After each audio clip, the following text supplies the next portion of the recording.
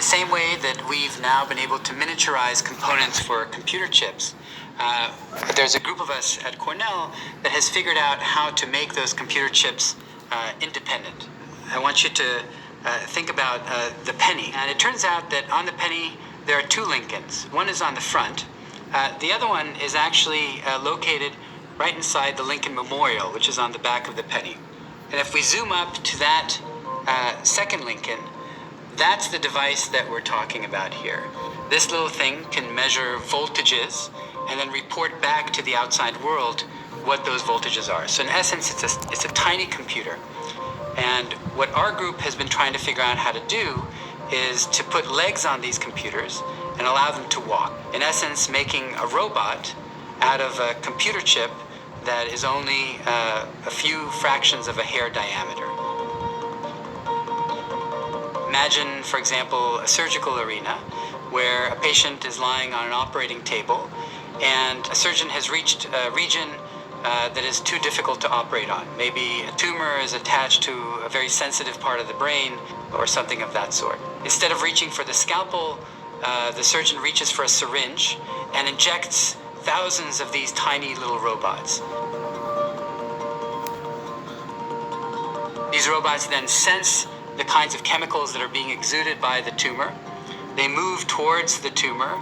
They shrink wrap around the tumor and encapsulate the tumor by forming a polymeric shell, and then that stops the growth in its tracks. That's the dream anyway. Alright, Shalom. Call Lord Yahweh Ba'Shem Yahushai. Double honors to my teachers, the men whom I learned is true from, starting with the beginning at the apostles and elders of Great Millstone. Yahweh Ba'Shem Yahushai Barakatham to the hopefully elect. And before I get into this video, I just want to put this disclaimer that I'm not a part of I'm not an official member of GMS. Okay, but I do learn and study under the doctrine of Great Millstone. So just I'm gonna put that out there because got a lot of sheep and wolves clothing. All right. So again, I'm not a part of any GMS camps, but I do learn and study under the doctrine of Great Millstone. All right. But nevertheless, so basically, they want to put these, they want to make computers out of us, because again, time in and time out, say these things, all roads lead to the mark of the beast. All right. So, this is how they're gonna deceive a lot of people, man. Because again, what are they talking about with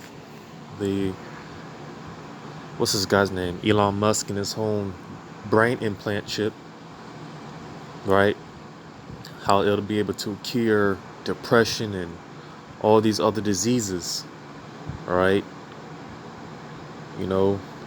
They're able to accomplish these things, or they're going to be able to accomplish these things through their technology, their miracles, all right? Which again, all roads lead to the mark of the beast, which is the RFID chip, all right? These things, they say it'll be able to cure cancer, and diabetes. All right. These signs are being manifested. These things are happening. These prophecies are jumping off the book, and it's supposed to be a sign to us that it's time for us to get out of here. Which means we need to start repenting. We need to start crying out to Yahweh Ba'Shem Yahushai, because basically the last judgment that is to come, all right, we don't want to be a part of that. We go to this in second Esdras. Second Esdras, the 9th chapter. starting at verse 1, and I'm going to jump around. It says, then shall, Salakia, 2nd Esdras 9:1, he answered me then and said, measure thou the time diligently in itself. And when thou seest part of the signs pass, which I have told thee before, then shalt thou understand that it is the very same time wherein the highest will begin to visit the world which he had made. So you see, again, because when you start seeing certain things happening, you know, it's supposed to be for a sign. It's supposed to be for signs. All right, because again, you know, the Heavenly Father, Yahweh, the word ignorant really calls God, he's getting ready to send his only begotten son, Yahweh Shai. You know, the word ignorant really calls Jesus. All right, and deliver, you know, the remnant, and we want to be a part of that. So again, you know, this is why we start, you know, or excuse me, this is why we're supposed to be, you know, we're supposed to be, you know, repenting and, you know, basically, you know, just trying to do the best that we can. So, you know, basically, you know, making our calling and election a sure one, you know, because again, we know and understand that the, like I said, you know, the last judgment, you know, we don't want to be part of it. You know, we want to be saved out of here. You know, whenever we jump down to verse 8, it says,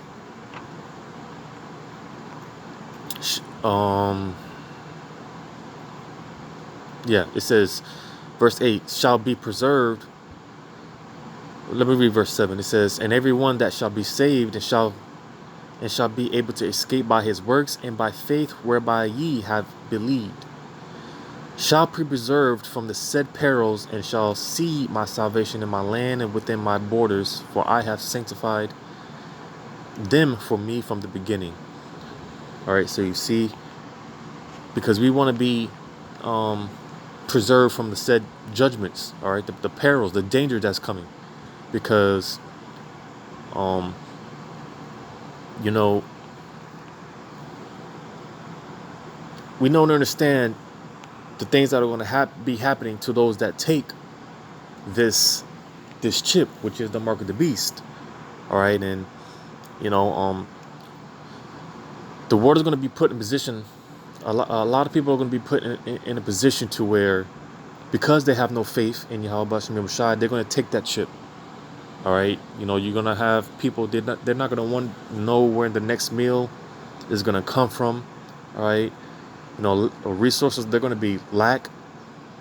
All right, and ultimately, you know,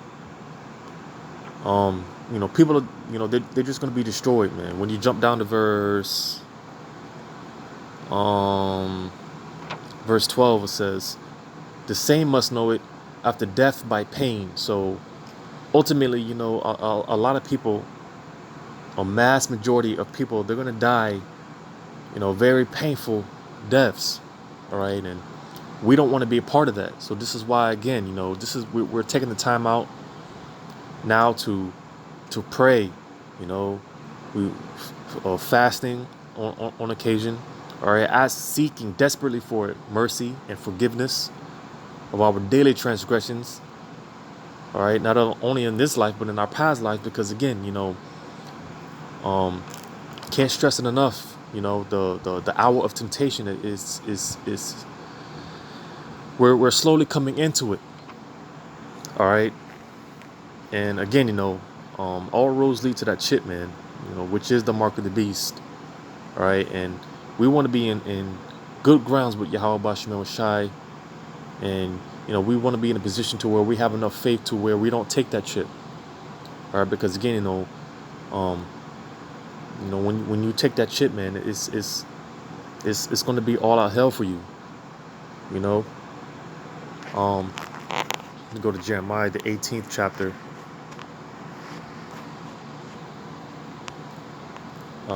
verse 11. Yeah, it says, now therefore go to speak to the men of Judah and to the inhabitants of Jerusalem, saying, thus saith Yahweh, behold, I frame evil against you and devise a device against you. Return ye now everyone from his evil way and make your ways and your doings good. So you see, because again, we don't want to be put in a position to where Yahweh Shai sends us over to, that strong delusion, and he hands us over to mischief. All right, because again, we know and understand that nothing good is to come from taking that chip. All right. When you go to Psalms 21:11, it talks about that device. Psalms 21:11, it says, for they intended evil against thee. They imagined a mischievous device which they are not able to perform. So you see, because again, ultimately, um, all roads lead to the mark of the beast, which is that chip, and nothing good is going to come from it.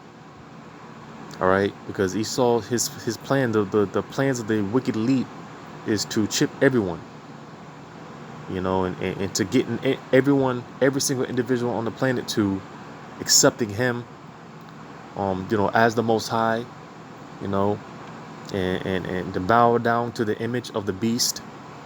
All right, and they're going to do that through their technology, which the chip is the that's the end game,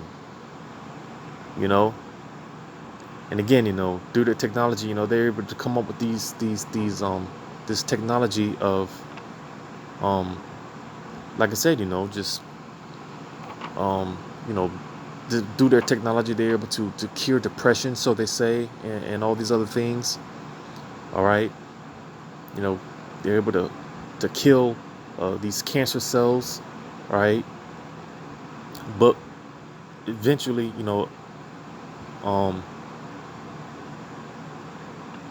but again, they basically they want to make robots out of us. They want to put, make computers out of us. And this is why we need Yahweh Shemel Shai to, to speed these days up for the elect's sake, man. Because, if the Heavenly Father doesn't send his only begotten Son soon, that there will be no flesh to be saved. But again, they're gonna get a lot of people, man, through their technology, their device, which again, all roads lead to the mark of the beast. It's all about that chip, man. And that's what they want to do. They want to put these the wicked devices in us, or this wicked device in us. They want to put freaking computers into us. Go to Revelations 13th chapter.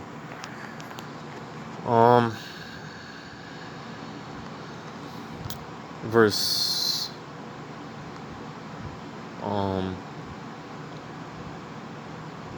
of Revelations 13:14, it says, and he deceiveth them that dwell on the earth by the means of those miracles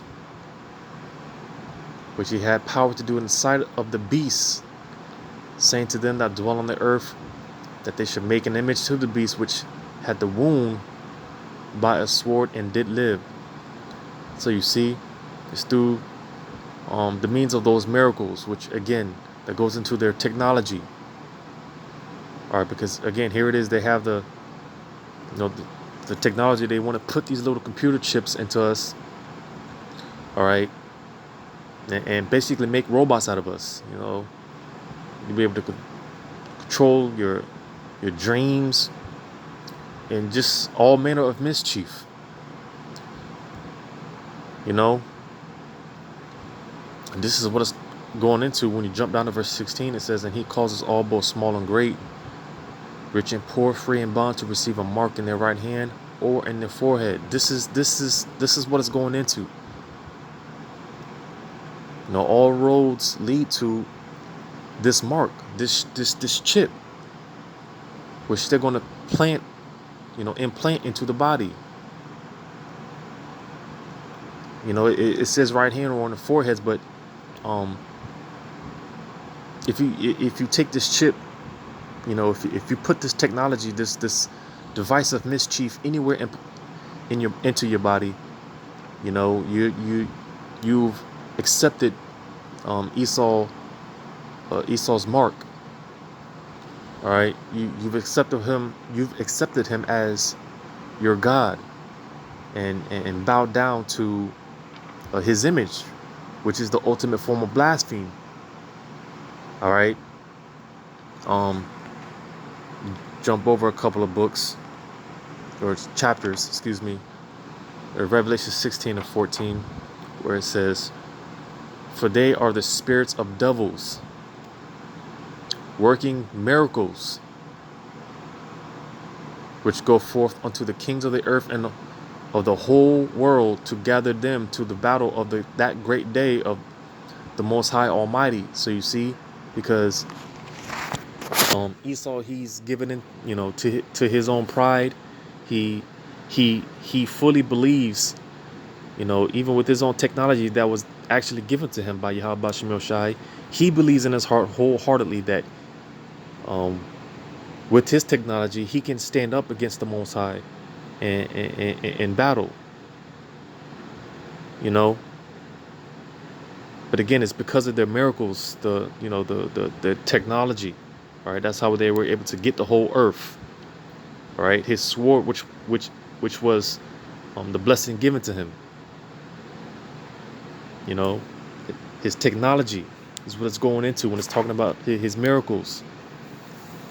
All right, which again, you know, if you take that, you know, I mean, that's the ultimate form of blasphemy.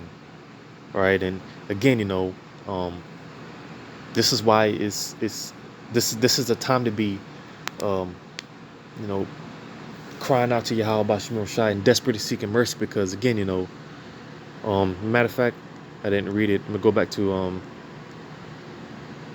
Revelations 13 and verse 17. It says, "And that no man might buy or sell save he that had the mark or the name of the beast or the number of his name." So you see, because you know, again, it ties into the whole it ties into the whole because again, you know, this, it's like I lost my train of thought. I was going to say it ties into the whole hour of darkness, you know, the hour of temptation, you know, because, you know, we're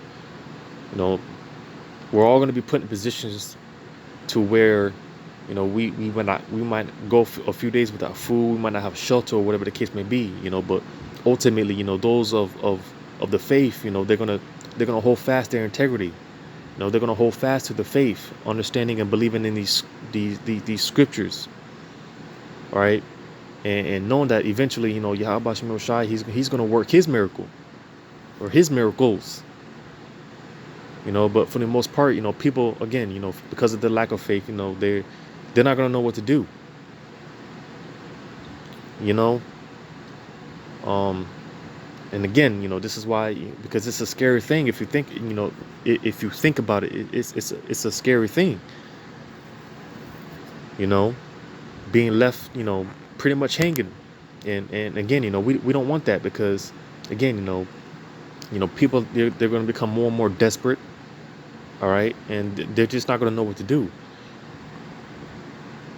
And and you know, for a lot of people, the option for them is taking this chip, you know, taking the mark and accepting the mark, because they're not going to know what to do.